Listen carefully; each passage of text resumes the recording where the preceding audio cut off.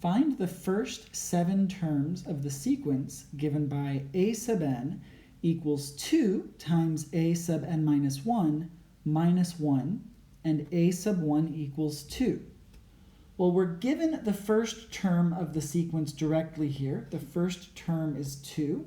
So we're going to start off with 2. And then this recursion formula tells us how to find subsequent terms. It says to find a term, we take the term that comes before it, the previous term, and we multiply it by 2 and then subtract 1. We can actually do this directly without writing out the formula every time.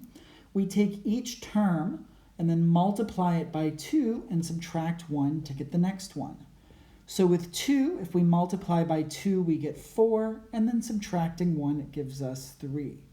That's the next term. Then we do it again. We multiply by 2, that gives us 6, and we subtract 1, giving us 5. And then we do it again. We multiply by 2 to get 10, and then subtract 1, that gives us 9. Then we do it again. We take 9 and multiply it by 2, that gives us 18, and we subtract 1, giving us 17. And we keep on going. 17 times 2 is 34, minus 1 gives us 33.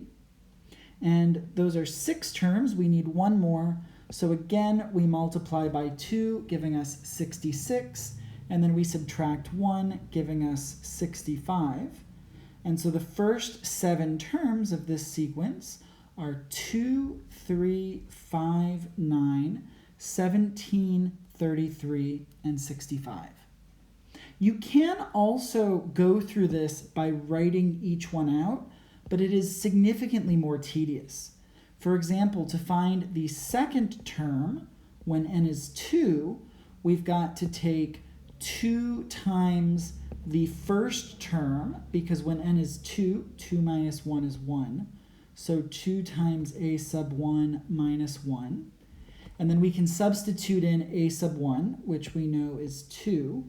So this gives us 2 times 2 minus 1, which is 4 minus 1, which is 3, which is exactly what we got doing it mentally.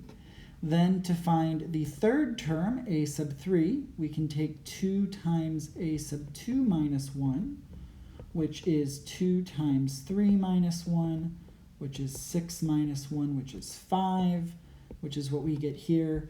So you can go through and write it out, but at this point with our mathematical experience dealing with arithmetic and algebra, I think that everyone should be capable of taking a number in their head, multiplying it by 2, and subtracting 1 to get the subsequent term in the sequence. So if we do that, we've got 2, 3, 5, 9, 17, 33, and 65, and that is our final answer.